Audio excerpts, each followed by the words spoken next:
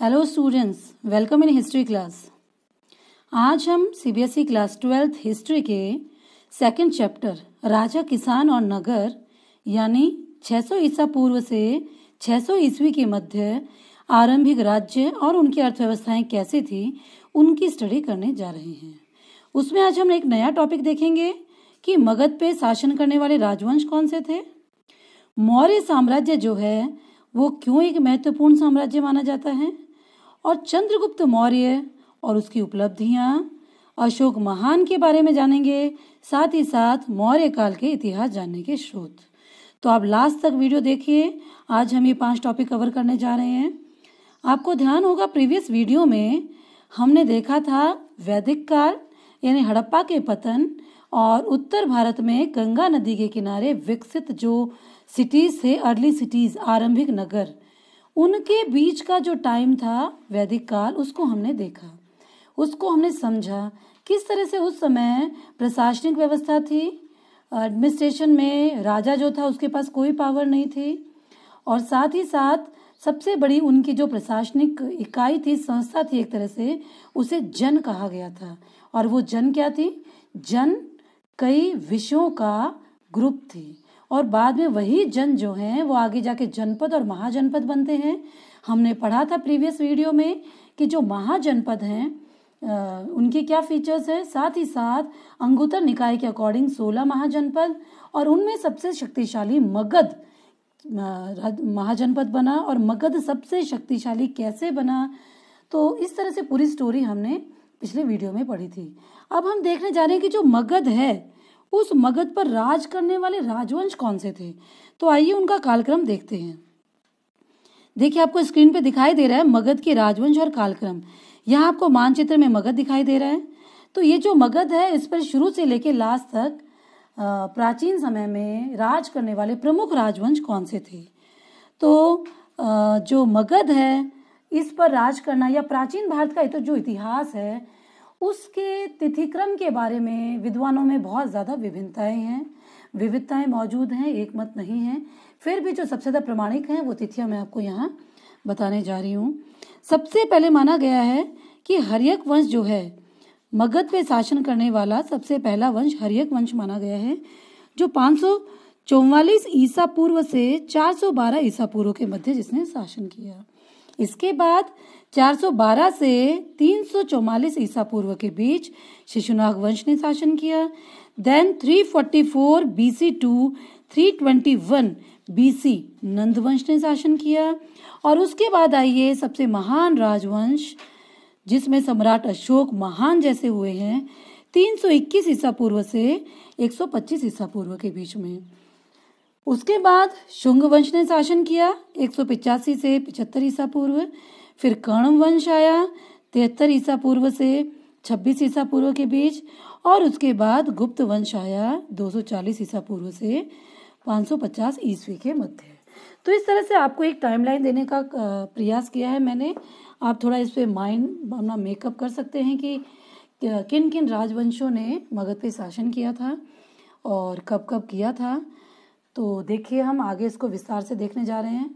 अब देखिए, मैं आपको फिर बता दूं कि प्राचीन काल में मौर्य वंश से पहले इतिहासकारों को जो डेट्स हैं उनके बारे में ज़्यादा कोई कंफर्म नहीं है, उसमें बहुत सारी विविधताएं हैं। तो देखिए, इसी तरह का एक राजवंश है वृद्धत वंश।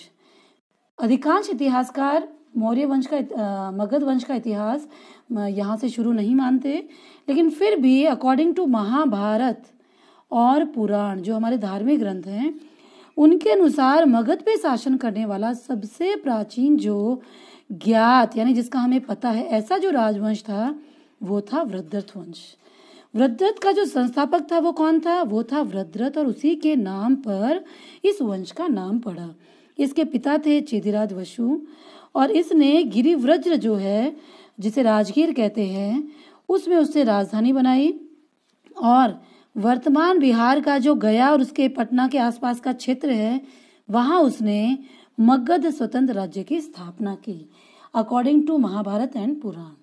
लेकिन अधिकांश विद्वान ये मानते हैं कि इसके बाद आने वाले हर्यक वंश से ही मगध का इतिहास शुरू होता है। इस वंश का सबसे प्रतापी जो शासक था वो जरासंध माना गया है। अगर आपने महाभारत देखी है, इन दिनों उसका प्रसारण हो रहा है, तो आपने देखा होगा कि भीम ने उसे जरासंध को मल्ल युद्ध में हराया है।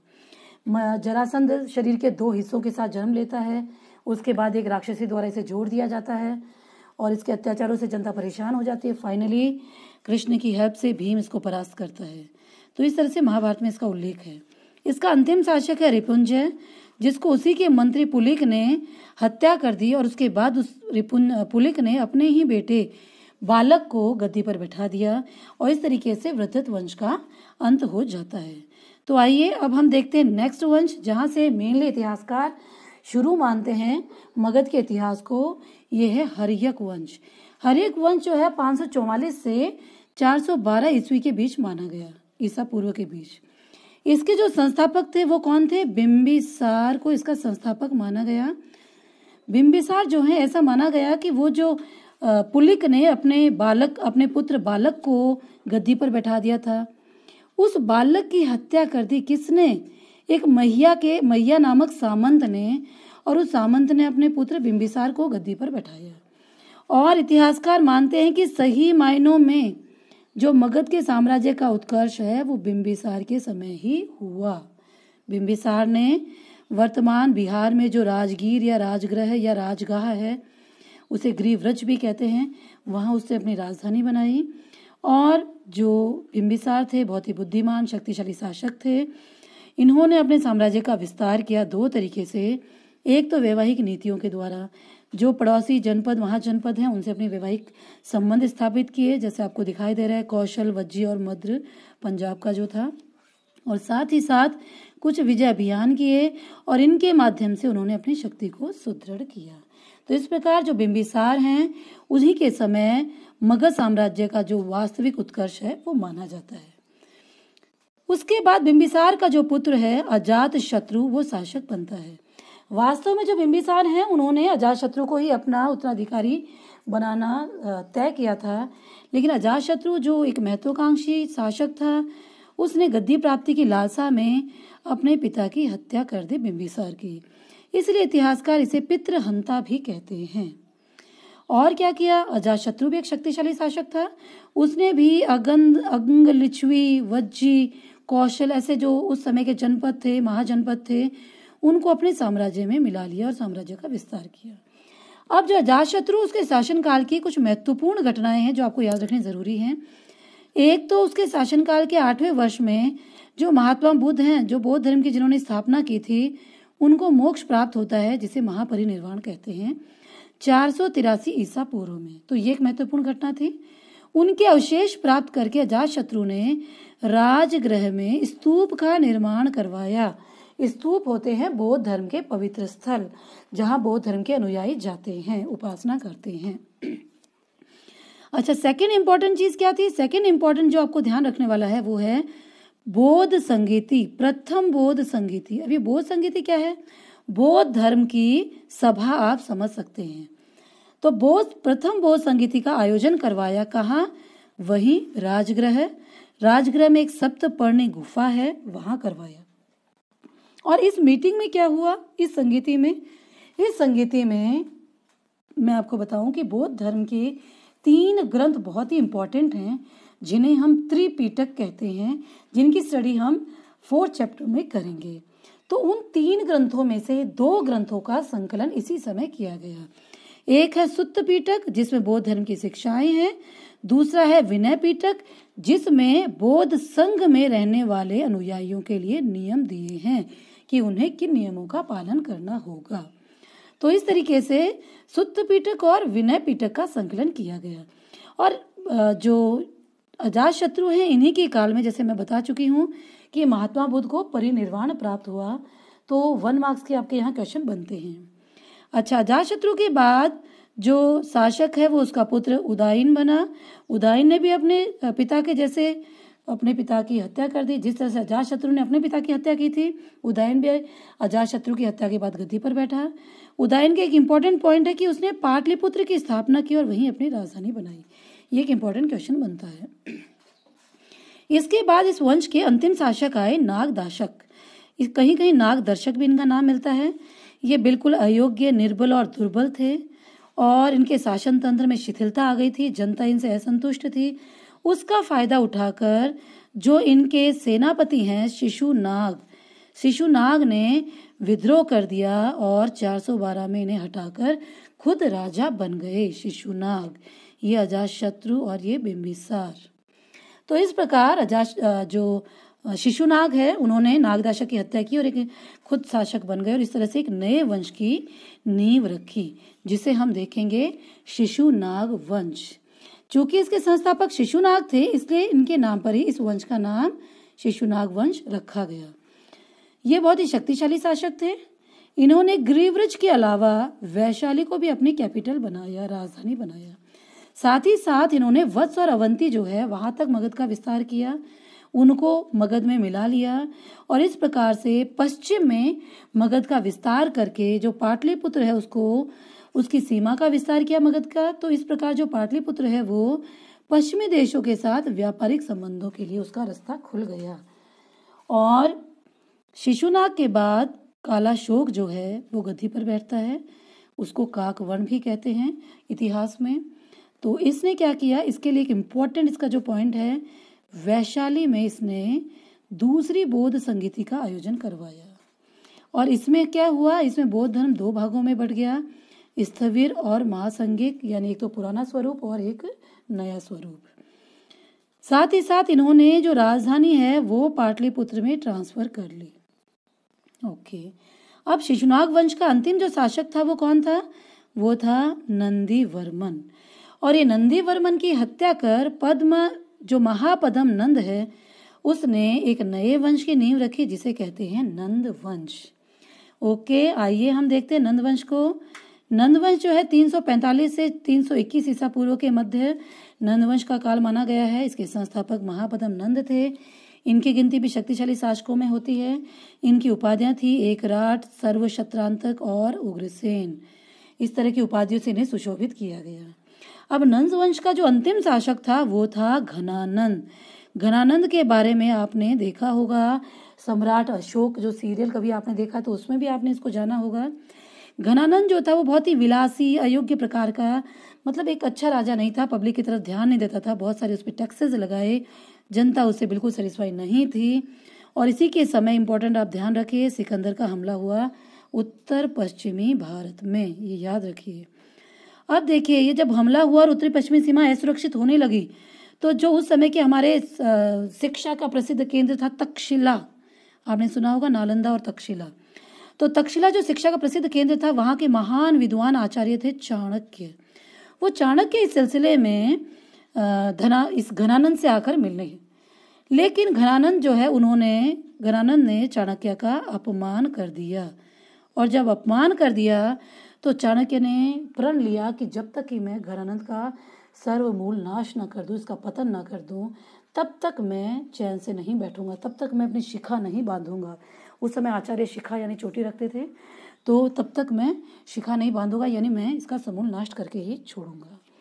और उसके बाद क्या हुआ, उसके बाद चाणक्य ने अपने कूटनीति, अपने दिमाग से घनानंद को हराया और चंद्रगुप्त मौर्य जो है उसको मगध का शासक बनाया।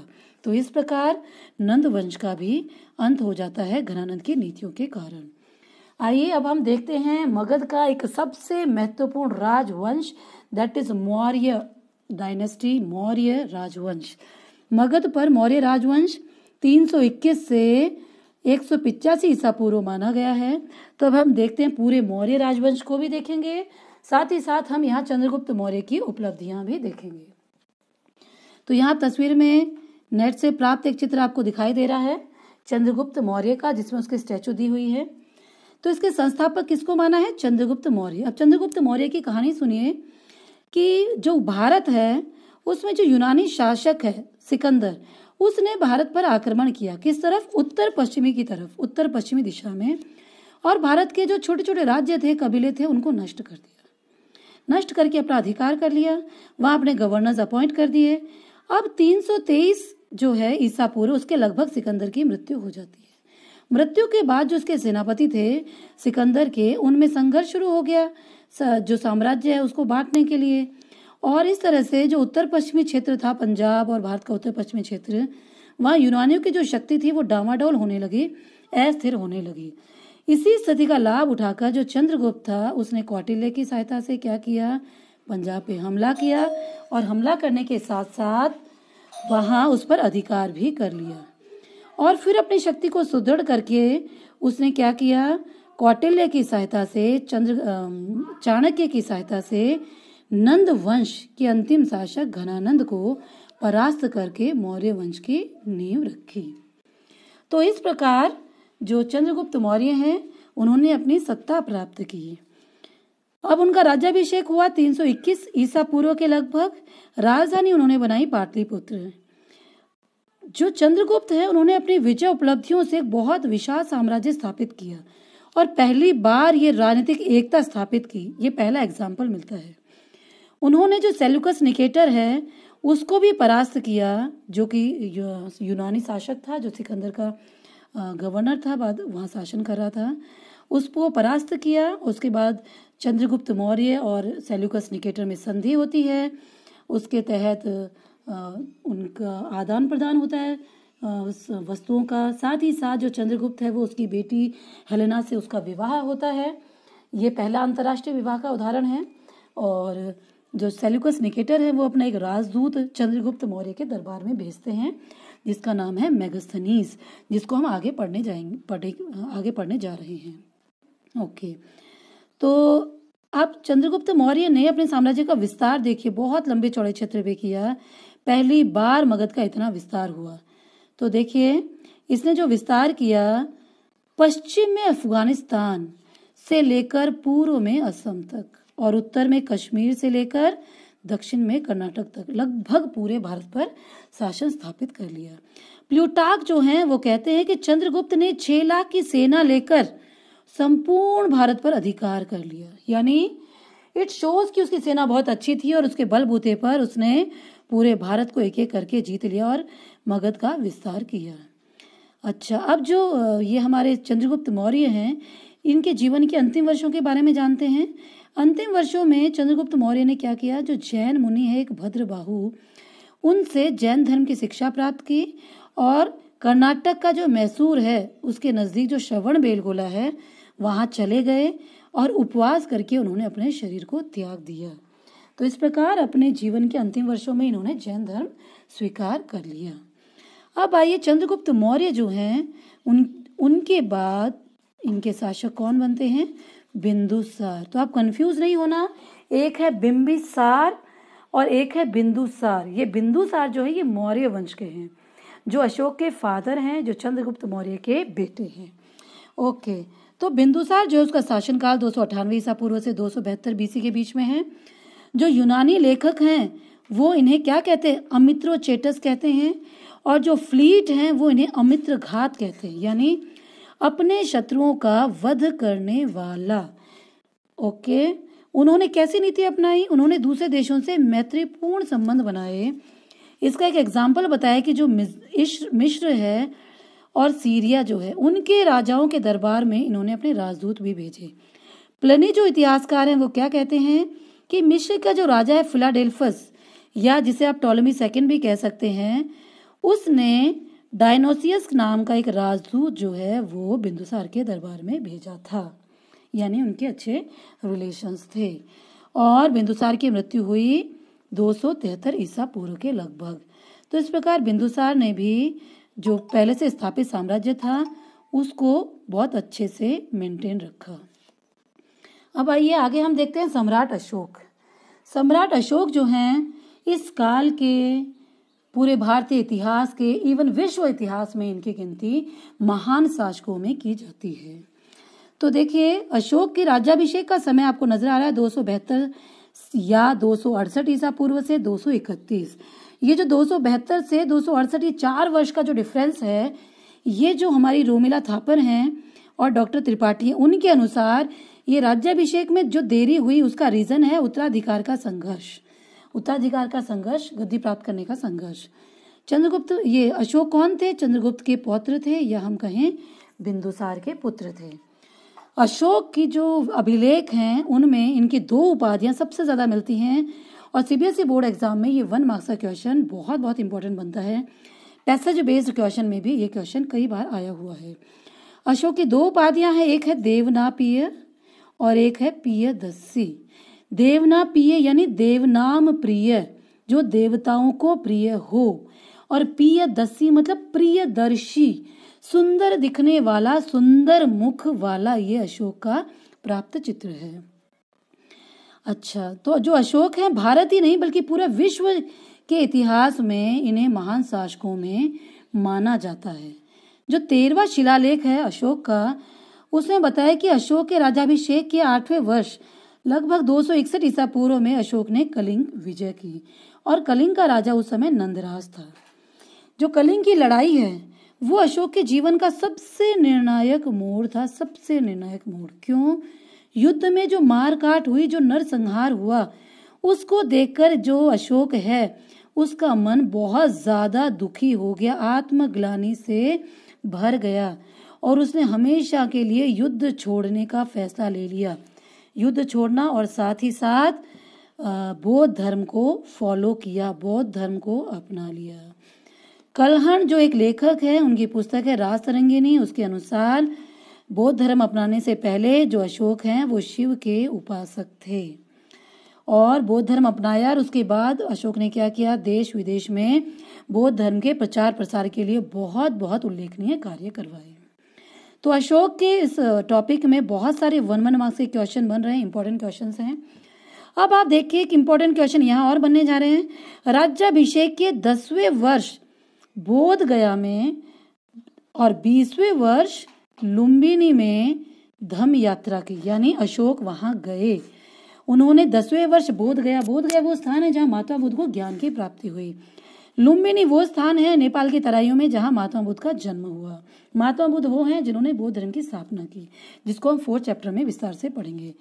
तो 10वें वर्ष बोध गया और 20वें वर्ष लुम्बिनी गए और धम्म यात्रा की, पहली चीज। और दूसरी चीज, इनका जो रुम्मनदेही अभिलेख है, रुम्मनदेही अभिलेख, उस रुम्मनदेही अभिलेख से पता चलता है, क्या पता चलता है कि अशोक ने वहां जो भूमि कर था उसकी जो रेट थी, दर थी, उसको 1/6 से घटाकर 1/8 कर दी, यानी उस टैक्स की रेट को कम कर दिया। तो अशोक जो थे उन्होंने युद्ध विजय की बजाय धम्म विजय, यानी युद्ध की बजाय कि युद्ध यानी सैन्य शक्ति की बल पर किसी को जीतने की बजाय धम्म विजय यानी धम्म के माध्यम से लोगों के दिलों को जीतने की नीति अपनाई। अशोक ने मनुष्य की नैतिक जो उन्नति है उनके लिए जिन आदर्शों का प्रतिपादन किया उन्हें ही हम अशोक का धम्म कहते हैं। अपने संदेश जनता तक पहुंचाने के लिए अशोक ने क्या किया? अशोक ने अभिलेख उत्कीर्ण करवाए, इंस्क्रिप्शंस। ये आपको अशोक के अभिलेखों का मैप दिखाई दे रहा है। इससे रिलेटेड हम अगला वीडियो बनाने जा रहे हैं जिसमें हम बेसिकली अशोक के अभिलेख और उनको पढ़ने में कैसे सफलता प्राप्त हुई, जेम्स प्रिंसिप, और 3rd इम्पोर्टेंट टॉपिक मौर्य साम्राज्य का प्रशासन। ये तीनों बहुत बहुत इंपॉर्टेंट है। सीबीएसई में 8 मार्क्स में क्वेश्चन भी आया हुआ है प्रशासन से संबंधित, तो अगले वीडियो में वो हम देखने जा रहे हैं। तो हम बात करें अभिलेख उत्कीर्ण करवाए, और वो जो अभिलेख हैं वो पूरे राज्य में उत्कीर्ण करवाए, पूरे राज्य में। अब राज्य में सभी प्रकार के लोग हैं, शिक्षित भी हैं, अशिक्षित भी हैं।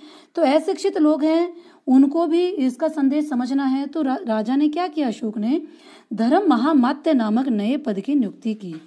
धर्म महामात्यों का काम क्या था?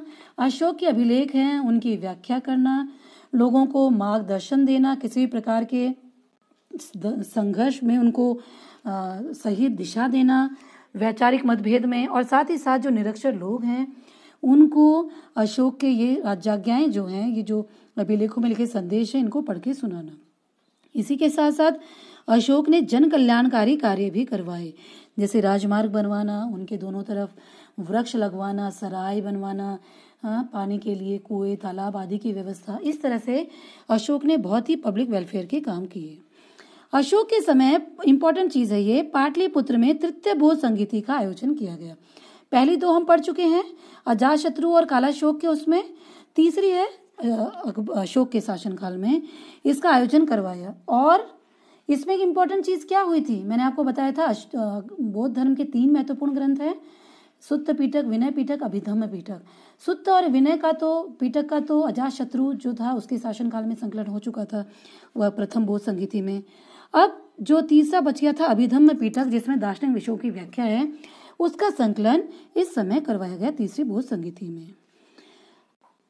आरंभिक भारत का जो सर्वप्रसिद्ध शासक है वो अशोक को माना जाता है। प्राचीन भारत में विश्व को शांति प्रेम का संदेश देने वाला ये पहला भारतीय शासक था।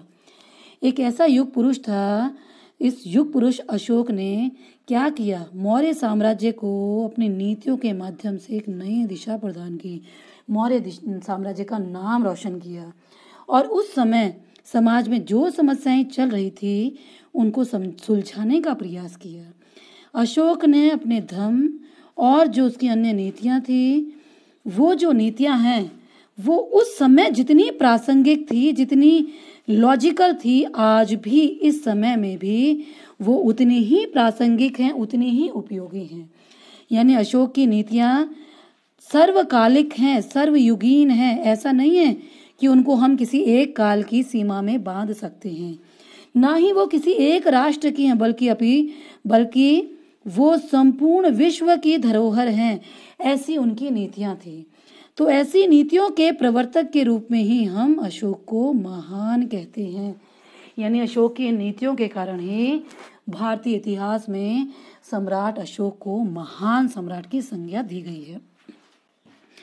सम्राट अशोक की मृत्यु 231 ईसा पूर्व में होती है और उसके बाद उसके जो उत्तराधिकारी हैं कुणाल, दशरथ, देववर्मन, वृद्धरथ, ये सब अयोग्य और निर्बल शासक साबित होते हैं। और इसी प्रकार वृद्धरथ जो अंतिम शासक है, उसके काल में उसका एक सेनापति था पुष्यमित्र शुंग। इस पुष्यमित्र शुंग ने इस वृद्धरथ की हत्या कर दी और एक नए वंश शुंग वंश की नींव रखी। तो इस प्रकार ये शुंग वंश एक ब्राह्मण वंश था। वैसे अगर हम बात करें तो धर्मशास्त्रों के अनुसार क्षत्रिय वंशी शासक वंश कहा गया। क्षत्रिय को ही शस्त्र धारण करने और शासन करने का अधिकार था, लेकिन इन नियमों की सर्वत्र पालना नहीं होती थी। सर्वत्र क्षत्रिय ही राजा नहीं होते थे। इसके बहुत सारे अपवाद हैं जिनको हम आगे पढ़ेंगे। उनमें से एक उदाहरण ये भी है कि पुष्यमित्र शुंग जो हैं वो ब्राह्मण थे और उन्होंने एक नए राजवंश की नींव रखी और इसी के साथ ही भारत में एक प्रथम और महान ऐतिहासिक साम्राज्य का अंत हो जाता है। तो इस प्रकार हमने मगध पे शासन करने वाले सभी राजवंश देखे और उनमें हमने सबसे इम्पोर्टेंट देखा मौर्य साम्राज्य। अब यहाँ एक नया क्वेश्चन शुरू होता है, यहाँ एक नया टॉपिक, एक नई बात, नई सवाल पैदा होता है कि मौर्य साम्राज्य को महत्वपूर्ण साम्राज्य क्यों माना गया।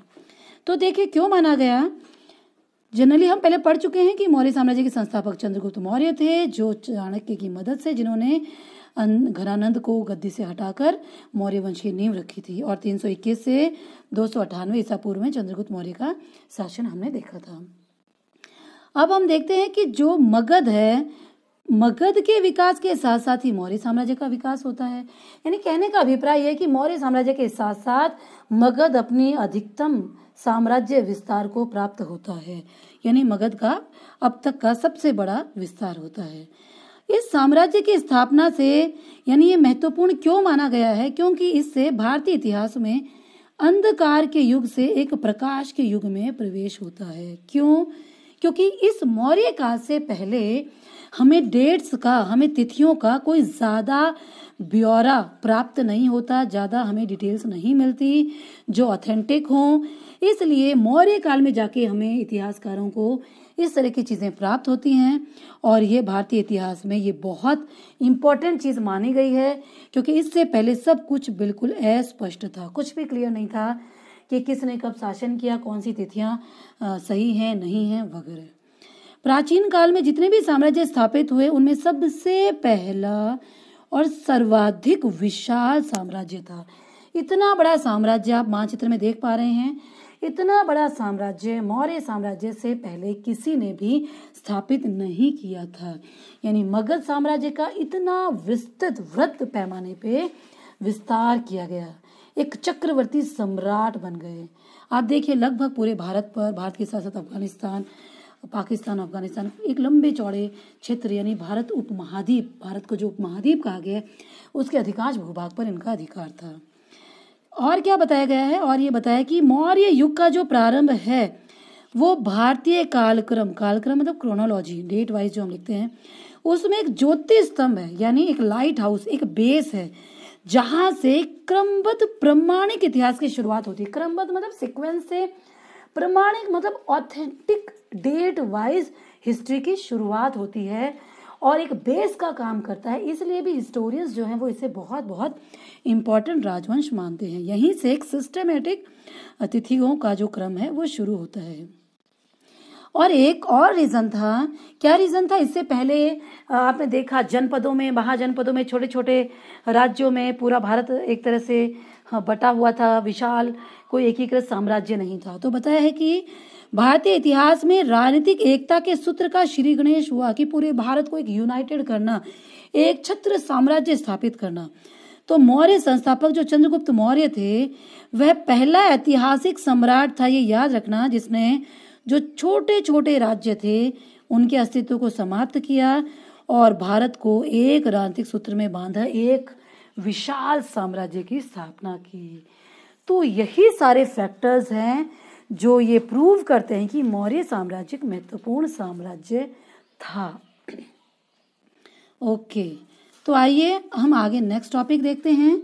और ये जो क्वेश्चन है ये कई बार सीबीएसई में 4 मार्क्स में आया हुआ है, अब तो ये 3 मार्क्स के क्वेश्चन हो गए हैं। तो it's a very very important question according to 3 marks, और 1 मार्क्स के लिए तो है ही, इसमें बहुत सारे 1 मार्क्स के क्वेश्चन बनते हैं।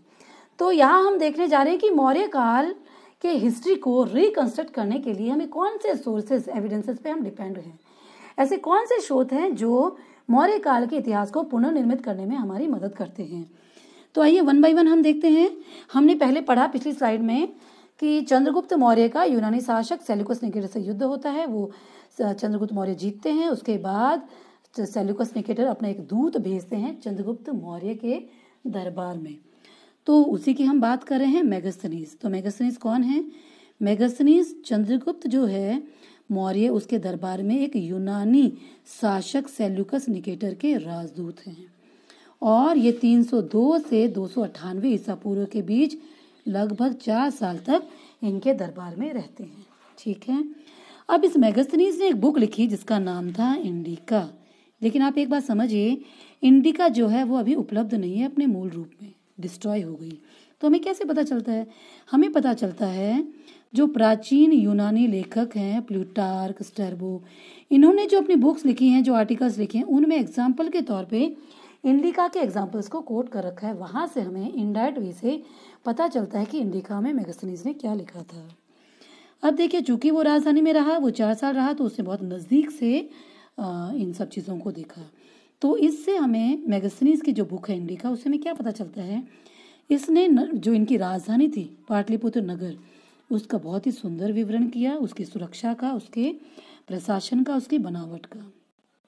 मौर्यकालीन प्रशासन के बारे में बताया, साथ ही साथ नगर प्रशासन कैसे चलाया जाता है, नगर प्रशासन की जो समितियां हैं 30 सदस्यों की 6 समितियां, उसके बारे में बताया। उसने सैन्य संगठन बताया, और सैन्य संगठन में भी उसने 6 समितियां बताई। इन दोनों के ही बारे में हम अगले वीडियो में मौर्य प्रशासन में विस्तार से देखने जा रहे हैं। अच्छा, तो मेगास्थनीज के अलावा मौर्य साम्राज्य के इतिहास जानने का स्रोत है चाणक्य का अर्थशास्त्र।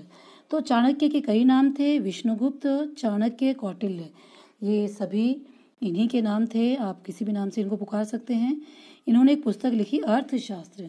अर्थशास्त्र बेसिकली संस्कृत भाषा में लिखी है। अर्थशास्त्र नाम पर आप मत जाइए, ये अर्थशास्त्र अर्थ के विषय पे नहीं, बल्कि ये राजनीति से जुड़ी पुस्तक है। ये किसके ने लिखी? हमने अभी आपको बताया, कौटिल्य ने लिखी। कौटिल्य कौन थे? एक सुप्रसिद्ध ब्राह्मण थे, और मैं आपको बता चुकी हूँ कि जो समय शिक्षा का एक प्रसिद्ध केंद्र था तक्षशिला, वहाँ के आचार्य थे ये। और ये चंद्रगुप्त के प्रधानमंत्री भी थे, जिनकी सहायता से चंद्रगुप्त ने मौर्य वंश की नींव रखी थी। तो इसमें वर्णन किस चीज का? इसमें वर्णन है राज व्यवस्था का, कृषि और न्याय का, साथ ही साथ राजनीतिक दावपेच, कूटनीतिक चालें, और राजा के क्या कर्तव्य और नीतियां होती हैं। यानी एक राजा को किस तरह से एक बेहतर अपनी नीतियां, प्रशासन की नीतियां फॉलो करनी चाहिए, कुशल नेतृत्व के लिए, अपने पड़ोसी जो राज्य है उनके साथ अपनी किलेबंदी कैसे होनी चाहिए, सेना का स्ट्रक्चर कैसा होना चाहिए, आंतरिक जो प्रशासन है उसको कैसे देखना, इन सब के बारे में इन्होंने बताया है। इसके बाद हम देखते हैं नेक्स्ट शोध है विशाख दत्त का मुद्दा राक्षस। विशाख दत्त ने मुद्दा राक्षस जो है उसका निर्माण किया। ये एक नाटक है और ये जो इसे ऐतिहासिक नाटक कहा गया है, इसके रचनाकार हैं विशाख दत्त। तो जो ये मुद्दा राक्षस है इसमें बेसिकली किस चीज़ का वर्णन मिलता है, हमें क्या पता चलता है मौर्य साम्राज्य के बारे में कि चंद्रगुप्त मौर्य ने किस प्रकार से चाणक्य की सहायता से नंद वंश का नाश किया और किस प्रकार मौर्य वंश की नींव रखी, इसका पता चलता है। और दूसरी चीज हमें पता चलता है कि चंद्रगुप्त जो है उसको इस नाटक में निम्न कुल का यानी शूद्र वंश का कहा गया है। अन्य स्रोतों में चंद्रगुप्त को उच्च वर्ग का बताया, क्षत्रिय बताया है, लेकिन आप ध्यान रखें कि विशाख दत्त की मुद्दा राक्षस जो पुस्तक है, नाटक है, उसमें इसे निम्न कुल का बताया गया है। इसके बाद हम देखें अन्य स्रोत, तो जैन और बौद्ध ग्रंथ जो हैं उनसे भी हमें ज्ञात होता है मौर्य साम्राज्य के बारे में। जैन ग्रंथ जो है भद्रबाहु, आचार्य भद्रबाहु के द्वारा रचित कल्पसूत्र और हेमचंद्र द्वारा रचित परिशिष्ट पर्वन, इनसे हमें पता चलता है एक तो चाणक्य का जीवन चरित्र, साथ ही साथ चंद्रगुप्त मौर्य के प्रारंभिक जीवन, मगध पर विजय, उसके शासनकाल के अंतिम वर्षों में कैसे चंद्रगुप्त मौर्य ने बौद्ध धर्म अपना लिया और श्रवण बेलगोला में उपवास के द्वारा अपना जीवन त्याग दिया, इन सब के बारे में पता चलता है। बौद्ध जो ग्रंथ हैं उनमें प्रसिद्ध हैं दीर्घ निकाय, दीपवंश, महावंश। इनसे क्या पता चलता है, अशोक के बौद्ध धर्म को किस तरह से श्रीलंका में प्रसार किया। साथ ही साथ दिव्यावदान है, उससे भी हमें अशोक का बौद्ध धर्म और उसके प्रचार प्रसार के लिए अपनाई गई नीतियों का ज्ञान होता है। आगे जो स्रोत हैं वो हैं पुराण और संस्कृत वाङ्मय। ये भी धार्मिक ग्रंथ हैं जैसे वायु पुराण और मत्स्य पुराण। इनसे मौर्यों के साथ धार्मिक और सामाजिक जीवन के बारे में पता चलता है। अब भाई एक सबसे महत्वपूर्ण स्रोत आता है, वो है अभिलेख। अभिलेख क्या है, किसी भी कठोर सतह, पत्थर या धातु या स्तंभ, किसी भी कठोर सतह पे उकेरे गए जो लेख हैं उन्हें अभिलेख कहते हैं। अभिलेखों में बहुत सारे एग्जाम्पल हैं, कुछ मैंने एक दो मेन एग्जाम्पल्स दिए हैं। आगे हम नेक्स्ट वीडियो में अशोक के अभिलेखों पे एक पूरा वीडियो बनाने जा रहे हैं। तो देखिए, एक अभिलेख है रुद्रदामन का जूनागढ़ अभिलेख। ये जो जूनागढ़ अभिलेख है इसमें बताया है कि सुदर्शन झील पर सिंचाई के लिए एक बांध का निर्माण किया। किसने करवाया, मौर्य गवर्नर पुष्यगुप्त ने। और इसके अलावा और क्या वर्णन है, और वर्णन है कि चंद्रगुप्त जो है उसके नाम का वहाँ वर्णन मिलता है। और इतिहासकार बताते हैं कि इससे ये ज्ञात होता है कि जो चंद्रगुप्त है उसने पश्चिमी भारत तक उसके राज्य का विस्तार हो चुका था। ओके, अब देखिए अशोक के अभिलेख। अशोक के अभिलेखों से तो बहुत कुछ पता चलता है, उसको तो यहाँ लिखना भी पॉसिबल नहीं है। अशोक जो है उन्होंने शिलालेख, स्तंभ लेख और गुफा लेख, इस तरह से इनके शिलालेखों को 3 कैटेगरीज में बांटा गया, पत्थर पे लिखे हुए, पिलर्स पे और गुफाओं में। इनसे क्या क्या पता चलता है, इनसे अशोक के धर्म के जो नैतिक सूत्र हैं, मोरल वैल्यूज, उनका पता चलता है। धर्म महामात्य नामक एक नई पोस्ट उन्होंने अपॉइंट की थी धर्म की शिक्षा के प्रसार के लिए, वो पता चलता है। धर्म की जो यात्राएं हैं, उन जो यात्राओं में उन्होंने किस किस तरह से किन किन देशों में, श्रीलंका और यहाँ भेजी। अशोक जो है उन्होंने कलिंग युद्ध लड़ा, युद्ध के बाद कैसे उन्होंने युद्ध त्याग कर दिया, उन्होंने बौद्ध धर्म अपनाया, सामाजिक कल्याण के लिए जो नीतियां अपनाई, उन्होंने किस तरह से पशु बलि जो है उस पर उसका विरोध किया, उस पर प्रतिबंध लगाया, इन सब चीज़ों के बारे में पता चलता है। और किस तरह से अशोक ने युद्ध भेरी के स्थान पे धम्म भेरी को पे बल दिया। धम्म भेरी मतलब अब युद्ध की तलवार की नोक सेना के बल पर जीतने की बजाय धर्म की जीत होनी चाहिए, धर्म के द्वारा लोगों का दिल जीतना चाहिए। और चंद्रगुप्त मौर्य की जो दक्षिण विजय है उसकी जानकारी मिलती है। तो इस प्रकार हमने इस पूरे वीडियो में देखा कि किस प्रकार मगध जो है, जो सबसे शक्तिशाली महाजनपद था, उस पर किन किन राजवंशों ने शासन किया और उन राजवंशों का कालक्रम देखा। उसमें सबसे महत्वपूर्ण मौर्य राजवंश देखा और मौर्य राजवंश क्यों महत्वपूर्ण है, फिर चंद्रगुप्त मौर्य की क्या उपलब्धियां हैं, साथ ही साथ अशोक जो है उनको महान क्यों कहा जाता है। और इसके अलावा एक इम्पॉर्टेंट टॉपिक देखा, मौर्य साम्राज्य की हिस्ट्री को रिकंस्ट्रक्ट करने वाले सोर्सेज। तो इस तरह से आज हमने ये 4-5 महत्वपूर्ण बिंदु देखे। अगले वीडियो में हम देखने जा रहे हैं अशोक से जुड़ा हुआ है वो अशोक के अभिलेख, उसके अभिलेख पढ़ने में सफलता जेम्स प्रिंसेप द्वारा, एंड थर्ड वन मौर्य प्रशासन। और ये तीनों ही topic exam point of view से सीबीएसई के बहुत बहुत इंपॉर्टेंट है, जो कई बार आए हुए हैं। So thank you for watching, see you with next video.